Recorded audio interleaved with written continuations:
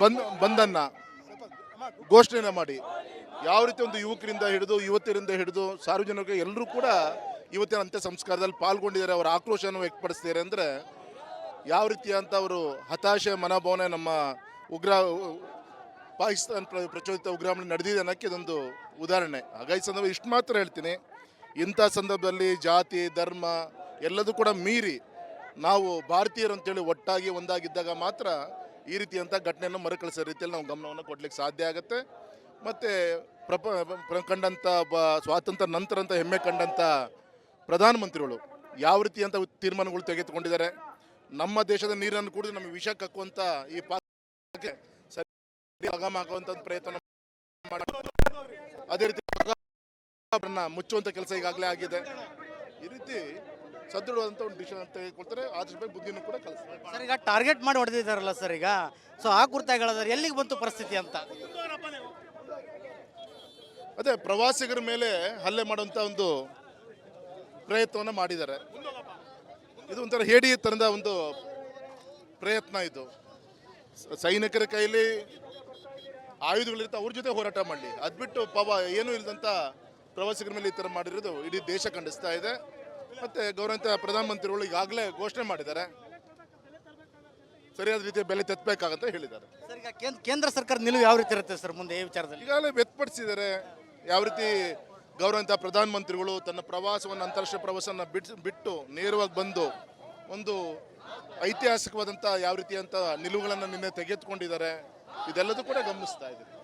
Sir ಈಗ ಪ್ರಮುಖವಾಗಿ ದೆಹಲಿಯಲ್ಲಿರುವಂಥ ಪಾಕಿಸ್ತಾನ ರಾಯಭಾರಿ ಕಚೇರಿಯಲ್ಲಿ ಇವತ್ತು ಕೇಕನ್ನು ಕಟ್ ಮಾಡಿ ಸಂಭ್ರಮಿಸುವಂಥ ಒಂದು ಕೆಲಸ ಮಾಡಿದ್ದಾರೆ ಸರ್, ಆ ಕುರಿತಾಗಿ ಹೇಳೋದಾದ್ರೆ? ಈಗಾಗಲೇ ಆ ಪಾಕಿಸ್ತಾನ ಎಂಬೆಸಿಲೂ ಕೂಡ ಇರೋವಂಥ ಅಲ್ಲಿಯ ಎಕ್ಸ್ಟ್ರಾ ಏನು ಆ ಸ್ಟಾಫ್ ಏನಿದೆ ಅವ್ರನ್ನೂ ಕೂಡ ಪಾಕಿಸ್ತಾನಕ್ಕೆ ವಾಪಸ್ ಕಳಿಸ್ಬೇಕು ಅಂತ ಹೇಳಿದ್ದಾರೆ.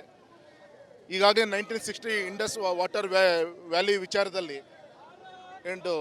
ಅವತ್ತೇನು ತೀರ್ಮಾನ ಆಗಿತ್ತು ಅದನ್ನು ವಾಪಸ್ ತೆಗೊಳ್ಳುವಂಥ ಪ್ರಯತ್ನ ಕೂಡ ಈಗಾಗಲೇ ಆಗಿರೋದು ಕೂಡ ಗಮನಿಸ್ತಾ ಇದ್ದೀರಿ. ಮತ್ತು ಅತಾರಿ ಮತ್ತು ವಾಘಾ ಬಾರ್ಡನ್ನು ಮುಚ್ಚಬೇಕು ಅಂತೇಳಿ ಈಗಾಗಲೇ ತೀರ್ಮಾನವನ್ನು ತೆಗೆದುಕೊಂಡಿದ್ದಾರೆ. ಅಂದರೆ ಈ ರೀತಿ ಇವತ್ತು ಐತಿಹಾಸಿಕ ತೀರ್ಮಾನ ತೆಗೆದುಕೊಂಡಿದೆ ಅಂದರೆ ಮೋದಿಜಿಯವರು ಸದೃಢವಾದಂಥ ಒಂದು ನಿಲುವನ್ನು ತೆಗೆದುಕೊಂಡಿದ್ದಾರೆ. ಆದಷ್ಟು ಬೇಗ ಇದನ್ನು ಅಂತ್ಯ ಮಾಡೋಂಥ ದಿಕ್ಕಿನಲ್ಲಿ ಹೆಜ್ಜೆಯನ್ನು ಇಡ್ತಾರೆ ಸರ್. ಸರ್ ಈಗ ದೆಹಲಿ ರಾಯಭಾರಿ ಕಚೇರಿಯಲ್ಲಿ ಪಾಕಿಸ್ತಾನ ರಾಯಭಾರಿ ಕಚೇರಿಯಲ್ಲಿ ಇವತ್ತು ಕೇಕನ್ನು ಕತ್ತರಿಸಿ ಸಂಭ್ರಮ ಪಟ್ಟಿದ್ದಾರೆ ಸರ್ ಅವರು. ಅದಕ್ಕಿಂತ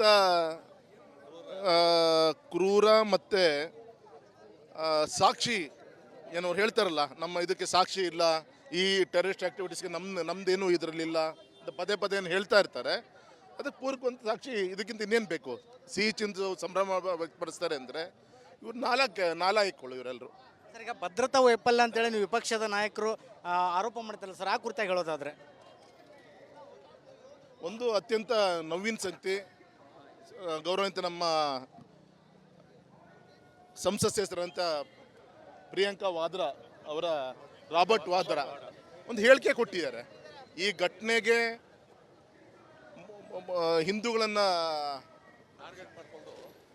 ಹಿಂದೂಗಳ ಪರವಾಗಿ ತೆಗೆದುಕೊಂಡಂಥ ಒಂದು ನಿಲುವಿಗೆ ಈ ರೀತಿಯಂಥ ಒಂದು ಪ್ರತಿಭಟನೆ ನಡೆಯೋಕ್ಕೆ ಅವಕಾಶ ಆಗಿದೆ ಅಂಥೇಳಿ ರಾಬರ್ಟ್ ವಾದ್ರಾ ಇದು ಮೆನ್ಷನ್ ಮಾಡ್ತಾರೆ. ಅಂದರೆ ಇದರಿಗಿಂತ ಅವರ ಒಂದು ಸಣ್ಣತನ ಅವ್ರ ಮನಸ್ಥಿತಿ ಇದರಲ್ಲಿ ಗೊತ್ತಾಗುತ್ತೆ. ಈಗಲಾದರೂ ಕೂಡ ದೇಶದ ಹಿತದೃಷ್ಟಿಯಿಂದ ಈ ಥರ ವಿಚಾರಗಳಿದ್ದಾಗ ಬಾಯಿ ಮುಚ್ಕೊಂಡು ಇರೋದು ಒಳ್ಳೆಯದು ಅಂತ ಹೇಳಲಿಕ್ಕೆ ಇಚ್ಛೆಪಡ್ತೀನಿ. ಸರ್ ಈಗ ಮಂಜುನಾಥ್ ಅವ್ರ ಕುಟುಂಬಕ್ಕೆ ತಾವು ಯಾವ ರೀತಿ ಧೈರ್ಯ ತುಂಬುವಂಥ ಕೆಲಸ ಮಾಡಿದ್ದಾರೆ ಸರ್? ಈಗಾಗಲೇ ಕುಟುಂಬದ ಜೊತೆ ಮಾತಾಡಿದ್ದೀವಿ. ಆ ಮಗು ಏನು ಮಂಜುನಾಥ್ ಅವ್ರ ಮಗ PUC ತುಂಬ ಒಳ್ಳೆಯ ಒಂದು ಸ್ಕೋರನ್ನು ಮಾಡಿದ್ದಾನೆ. ಹಾಗಾಗಿ ಅದು ಸಂತೋಷದಲ್ಲಿ ಇವರೆಲ್ಲರೂ ಕೂಡ ಹೋಗಿದ್ದರು. ಆ ಮಗುವಿನ ವಿದ್ಯಾಭ್ಯಾಸಕ್ಕೆ ಸಂಪೂರ್ಣವಾಗಿ ಅದರ ವೆಚ್ಚವನ್ನು ನಾನು ಗಮನಿಸ್ತೀನಿ, ಮಗನ ಓದಿಸ್ತೀನಿ ಅಂತ ಕೂಡ ಕುಟುಂಬಕ್ಕೆ ವಿನಂತಿ ಮಾಡಿದ್ದೀನಿ. ತೀರ್ಮಾನ ಅವ್ರಿಗೆ ಬಿಟ್ಟಂತ ವಿಚಾರ ಏನು ಇದೆ. ಸಂಸದರಾಗಿರುವಂಥ BY ಅವರ ಮಾತಾಗಿತ್ತು.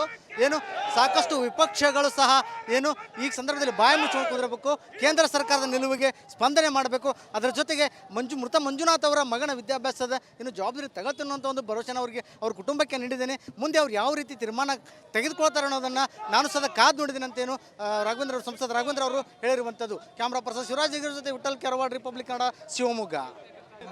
ಬಂದನ್ನು ಘೋಷಣೆ ಮಾಡಿ ಯಾವ ರೀತಿ ಒಂದು ಯುವಕರಿಂದ ಹಿಡಿದು ಯುವತಿಯರಿಂದ ಹಿಡಿದು ಸಾರ್ವಜನಿಕರು ಎಲ್ಲರೂ ಕೂಡ ಇವತ್ತಿನ ಅಂತ್ಯ ಸಂಸ್ಕಾರದಲ್ಲಿ ಪಾಲ್ಗೊಂಡಿದ್ದಾರೆ. ಅವರ ಆಕ್ರೋಶವನ್ನು ವ್ಯಕ್ತಪಡಿಸ್ತಿದ್ದಾರೆ. ಅಂದರೆ ಯಾವ ರೀತಿ ಅಂತ ಅವರು ಹತಾಶೆ ಮನೋಭಾವನೆ ನಮ್ಮ ಉಗ್ರ ಪಾಕಿಸ್ತಾನ ಪ್ರಚೋದಿತ ಉಗ್ರಗಾಮಿ ನಡೆದಿದೆ ಅನ್ನೋಕ್ಕೆ ಇದೊಂದು ಉದಾಹರಣೆ. ಹಾಗಾಗಿ ಸಂದರ್ಭ ಇಷ್ಟು ಮಾತ್ರ ಹೇಳ್ತೀನಿ, ಇಂಥ ಸಂದರ್ಭದಲ್ಲಿ ಜಾತಿ ಧರ್ಮ ಎಲ್ಲದೂ ಕೂಡ ಮೀರಿ ನಾವು ಭಾರತೀಯರು ಅಂತೇಳಿ ಒಟ್ಟಾಗಿ ಒಂದಾಗಿದ್ದಾಗ ಮಾತ್ರ ಈ ರೀತಿಯಂಥ ಘಟನೆಯನ್ನು ಮರುಕಳಿಸೋ ರೀತಿಯಲ್ಲಿ ನಾವು ಗಮನವನ್ನು ಕೊಡಲಿಕ್ಕೆ ಸಾಧ್ಯ ಆಗುತ್ತೆ. ಮತ್ತು ಕಂಡಂಥ ಸ್ವಾತಂತ್ರ್ಯ ನಂತರ ಅಂತ ಹೆಮ್ಮೆ ಕಂಡಂಥ ಪ್ರಧಾನಮಂತ್ರಿಗಳು ಯಾವ ರೀತಿಯಂಥ ತೀರ್ಮಾನಗಳು ತೆಗೆದುಕೊಂಡಿದ್ದಾರೆ. ನಮ್ಮ ದೇಶದ ನೀರನ್ನು ಕುಡಿದು ನಮಗೆ ವಿಷ ಕಕ್ಕುವಂಥ ಈ ಪಾಕಕ್ಕೆ ಸರಿ ಆಗಾಮ ಹಾಕುವಂಥ ಪ್ರಯತ್ನ ಮಾಡಿ, ಅದೇ ರೀತಿ ಮುಚ್ಚುವಂಥ ಕೆಲಸ ಈಗಾಗಲೇ ಆಗಿದೆ. ಈ ರೀತಿ ಸದೃಢವಾದಂಥ ಒಂದು ಡಿಸಿಷನ್ ತೆಗೆದುಕೊಳ್ತಾರೆ. ಆದಷ್ಟು ಬೇಗ ಬುದ್ಧಿನೂ ಕೂಡ ಕಲಿಸ್ತಾರೆ. ಸರ್ ಈಗ ಟಾರ್ಗೆಟ್ ಮಾಡಿ ಹೊಡೆದಿದ್ದಾರಲ್ಲ ಸರ್ ಈಗ, ಸೊ ಆ ಕುರಿತಾಗಿ ಹೇಳಿದ್ರೆ ಎಲ್ಲಿಗೆ ಬಂತು ಪರಿಸ್ಥಿತಿ ಅಂತ? ಅದೇ ಪ್ರವಾಸಿಗರ ಮೇಲೆ ಹಲ್ಲೆ ಮಾಡುವಂಥ ಒಂದು ಪ್ರಯತ್ನವನ್ನು ಮಾಡಿದ್ದಾರೆ. ಇದು ಒಂಥರ ಹೇಡಿ ತರದ ಒಂದು ಪ್ರಯತ್ನ. ಇದು ಸೈನಿಕರ ಕೈಲಿ ಆಯುಧಗಳಿರುತ್ತೆ, ಅವ್ರ ಜೊತೆ ಹೋರಾಟ ಮಾಡಲಿ. ಅದು ಬಿಟ್ಟು ಪಾಪ ಏನೂ ಇಲ್ಲದಂಥ ಪ್ರವಾಸಿಗರ ಮೇಲೆ ಈ ಥರ ಮಾಡಿರೋದು ಇಡೀ ದೇಶ ಖಂಡಿಸ್ತಾ ಇದೆ. ಮತ್ತು ಗೌರವಿತ ಪ್ರಧಾನಮಂತ್ರಿಗಳು ಈಗಾಗಲೇ ಘೋಷಣೆ ಮಾಡಿದ್ದಾರೆ, ಸರಿಯಾದ ರೀತಿಯ ಬೆಲೆ ತೆತ್ತಬೇಕಾಗಂತ ಹೇಳಿದ್ದಾರೆ. ಸರ್ ಈಗ ಕೇಂದ್ರ ಸರ್ಕಾರ ನಿಲುವು ಯಾವ ರೀತಿ ಇರುತ್ತೆ ಸರ್ ಮುಂದೆ ಈ ವಿಚಾರದಲ್ಲಿ? ಈಗಾಗಲೇ ವ್ಯಕ್ತಪಡಿಸಿದ್ದಾರೆ ಯಾವ ರೀತಿ ಗೌರವಿತ ಪ್ರಧಾನಮಂತ್ರಿಗಳು ತನ್ನ ಪ್ರವಾಸವನ್ನು ಅಂತಾರಾಷ್ಟ್ರೀಯ ಪ್ರವಾಸವನ್ನು ಬಿಟ್ಟು ನೇರವಾಗಿ ಬಂದು ಒಂದು ಐತಿಹಾಸಿಕವಾದಂಥ ಯಾವ ರೀತಿಯಂಥ ನಿಲುವುಗಳನ್ನು ನಿನ್ನೆ ತೆಗೆದುಕೊಂಡಿದ್ದಾರೆ. ಇದೆಲ್ಲದೂ ಕೂಡ ಗಮನಿಸ್ತಾ ಇದೆ. ಸರ್ ಈಗ ಪ್ರಮುಖವಾಗಿ ದೆಹಲಿಯಲ್ಲಿರುವಂಥ ಪಾಕಿಸ್ತಾನ ರಾಯಭಾರಿ ಕಚೇರಿಯಲ್ಲಿ ಇವತ್ತು ಕೇಕನ್ನು ಕಟ್ ಮಾಡಿ ಸಂಭ್ರಮಿಸುವಂಥ ಒಂದು ಕೆಲಸ ಮಾಡಿದ್ದಾರೆ ಸರ್, ಆ ಕುರಿತಾಗಿ ಹೇಳೋದಾದರೆ? ಈಗಾಗಲೇ ಆ ಪಾಕಿಸ್ತಾನ ಎಂಬೆಸಿಲೂ ಕೂಡ ಇರೋವಂಥ ಅಲ್ಲಿಯ ಎಕ್ಸ್ಟ್ರಾ ಏನು ಆ ಸ್ಟಾಫ್ ಏನಿದೆ ಅವ್ರನ್ನೂ ಕೂಡ ಪಾಕಿಸ್ತಾನಕ್ಕೆ ವಾಪಸ್ ಕಳಿಸ್ಬೇಕು ಅಂತ ಹೇಳಿದ್ದಾರೆ. ಈಗಾಗಲೇ 1960 ಇಂಡಸ್ ವಾಟರ್ ವ್ಯಾಲಿ ವಿಚಾರದಲ್ಲಿ ಅವತ್ತೇನು ತೀರ್ಮಾನ ಆಗಿತ್ತು ಅದನ್ನು ವಾಪಸ್ ತೆಗೊಳ್ಳುವಂಥ ಪ್ರಯತ್ನ ಕೂಡ ಈಗಾಗಲೇ ಆಗಿರೋದು ಕೂಡ ಗಮನಿಸ್ತಾ ಇದ್ದೀರಿ. ಮತ್ತು ಅತಾರಿ ಮತ್ತು ವಾಘಾ ಬಾರ್ಡನ್ನು ಮುಚ್ಚಬೇಕು ಅಂತೇಳಿ ಈಗಾಗಲೇ ತೀರ್ಮಾನವನ್ನು ತೆಗೆದುಕೊಂಡಿದ್ದಾರೆ. ಅಂದರೆ ಈ ರೀತಿ ಇವತ್ತು ಐತಿಹಾಸಿಕ ತೀರ್ಮಾನ ತೆಗೆದುಕೊಂಡಿದೆ ಅಂದರೆ ಮೋದಿಜಿಯವರು ಸದೃಢವಾದಂಥ ಒಂದು ನಿಲುವನ್ನು ತೆಗೆದುಕೊಂಡಿದ್ದಾರೆ. ಆದಷ್ಟು ಬೇಗ ಇದನ್ನು ಅಂತ್ಯ ಮಾಡೋಂಥ ದಿಕ್ಕಿನಲ್ಲಿ ಹೆಜ್ಜೆಯನ್ನು ಇಡ್ತಾರೆ ಸರ್. ಸರ್ ಈಗ ದೆಹಲಿ ರಾಯಭಾರಿ ಕಚೇರಿಯಲ್ಲಿ, ಪಾಕಿಸ್ತಾನ ರಾಯಭಾರಿ ಕಚೇರಿಯಲ್ಲಿ ಇವತ್ತು ಕೇಕನ್ನು ಕತ್ತರಿಸಿ ಸಂಭ್ರಮ ಪಟ್ಟಿದ್ದಾರೆ ಸರ್ ಅವರು.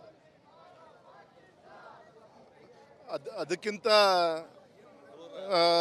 ಕ್ರೂರ ಮತ್ತು ಸಾಕ್ಷಿ ಏನೋ ಹೇಳ್ತಾರಲ್ಲ, ನಮ್ಮ ಇದಕ್ಕೆ ಸಾಕ್ಷಿ ಇಲ್ಲ, ಈ ಟೆರರಿಸ್ಟ್ ಆ್ಯಕ್ಟಿವಿಟೀಸ್ಗೆ ನಮ್ಮದೇನು ಇದರಲ್ಲಿಲ್ಲ ಅಂತ ಪದೇ ಪದೇ ಏನು ಹೇಳ್ತಾ ಇರ್ತಾರೆ. ಅದಕ್ಕೆ ಪೂರಕವಂತ ಸಾಕ್ಷಿ ಇದಕ್ಕಿಂತ ಇನ್ನೇನು ಬೇಕು? ಸಿಹಿ ಚಿಂದು ಸಂಭ್ರಮ ವ್ಯಕ್ತಪಡಿಸ್ತಾರೆ ಅಂದರೆ ಇವ್ರು ನಾಲಾಯಕ್ಕೊಳ್ಳು ಇವರೆಲ್ಲರೂ. ಸರ್ ಈಗ ಭದ್ರತಾ ವೈಫಲ್ಯ ಅಂತೇಳಿ ನೀವು ವಿಪಕ್ಷದ ನಾಯಕರು ಆರೋಪ ಮಾಡ್ತಾರಲ್ಲ ಸರ್, ಆ ಕುರಿತಾಗಿ ಹೇಳೋದಾದರೆ? ಒಂದು ಅತ್ಯಂತ ನೋವಿನ ಸಂಗತಿ, ಗೌರವಿತ ನಮ್ಮ ಸಂಸತ್ ಸದಸ್ಯರಂತ ಪ್ರಿಯಾಂಕಾ ವಾದ್ರಾ ಅವರ ರಾಬರ್ಟ್ ವಾದ್ರಾ ಒಂದು ಹೇಳಿಕೆ ಕೊಟ್ಟಿದ್ದಾರೆ. ಈ ಘಟನೆಗೆ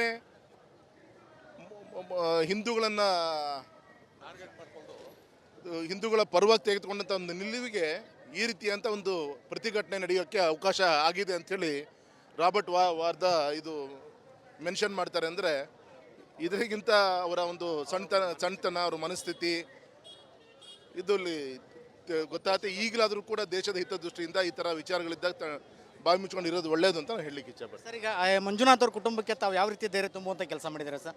ಈಗಾಗಲೇ ಕುಟುಂಬದ ಜೊತೆ ಮಾತಾಡಿದ್ದೀವಿ. ಆ ಮಗು ಏನು ಮಂಜುನಾಥ್ ಅವ್ರ ಮಗ PUCಲಿ ತುಂಬ ಒಳ್ಳೆಯ ಒಂದು ಸ್ಕೋರನ್ನು ಮಾಡಿದ್ದಾನೆ. ಹಾಗಾಗಿ ಅದು ಸಂತೋಷದಲ್ಲಿ ಇವರೆಲ್ಲರೂ ಕೂಡ ಹೋಗಿದ್ದರು. ಆ ಮಗುವಿನ ವಿದ್ಯಾಭ್ಯಾಸಕ್ಕೆ ಸಂಪೂರ್ಣವಾಗಿ ಅದರ ವೆಚ್ಚವನ್ನು ನಾನು ಗಮನಿಸ್ತೀನಿ, ಮಗನ ಓದಿಸ್ತೀನಿ ಅಂತ ಕೂಡ ಕುಟುಂಬಕ್ಕೆ ವಿನಂತಿ ಮಾಡಿದ್ದೀನಿ. ತೀರ್ಮಾನ ಅವ್ರಿಗೆ ಬಿಟ್ಟಂತ ವಿಚಾರ. ಏನು ಇದು ಸಂಸದರಾಗಿರುವಂಥ BY ಅವರ ಮಾತಾಗಿತ್ತು. ಏನು ಸಾಕಷ್ಟು ವಿಪಕ್ಷಗಳು ಸಹ ಏನು ಈ ಸಂದರ್ಭದಲ್ಲಿ ಬಾಯಿ ಮುಚ್ಚಿಕೊಂಡು ಕುಂದಿರಬೇಕು, ಕೇಂದ್ರ ಸರ್ಕಾರದ ನಿಲುವಿಗೆ ಸ್ಪಂದನೆ ಮಾಡಬೇಕು, ಅದರ ಜೊತೆಗೆ ಮೃತ ಮಂಜುನಾಥ್ ಅವರ ಮಗನ ವಿದ್ಯಾಭ್ಯಾಸದ ಏನು ಜವಾಬ್ದಾರಿ ತಗೊಳ್ತೀನಿ ಅನ್ನೋ ಒಂದು ಭರವಸೆನ ಅವರಿಗೆ ಅವ್ರ ಕುಟುಂಬಕ್ಕೆ ನೀಡಿದ್ದೇನೆ. ಮುಂದೆ ಅವ್ರು ಯಾವ ರೀತಿ ತೀರ್ಮಾನ ತೆಗೆದುಕೊಳ್ತಾರೆ ಅನ್ನೋದನ್ನು ನಾನು ಸದಾ ಕಾದು ನೋಡಿದ್ದೀನಿ ಅಂತೇನು ಸಂಸದ ರಾಘವೇಂದ್ರ ಅವರು ಹೇಳಿರುವಂಥದ್ದು. ಕ್ಯಾಮ್ರಾ ಪರ್ಸನ್ ಶಿವರಾಜ್ ಜೊತೆ ವಿಠಲ್ ಕೆರವಾಡ್, ರಿಪಬ್ಲಿಕ್ ಕನ್ನಡ, ಶಿವಮೊಗ್ಗ.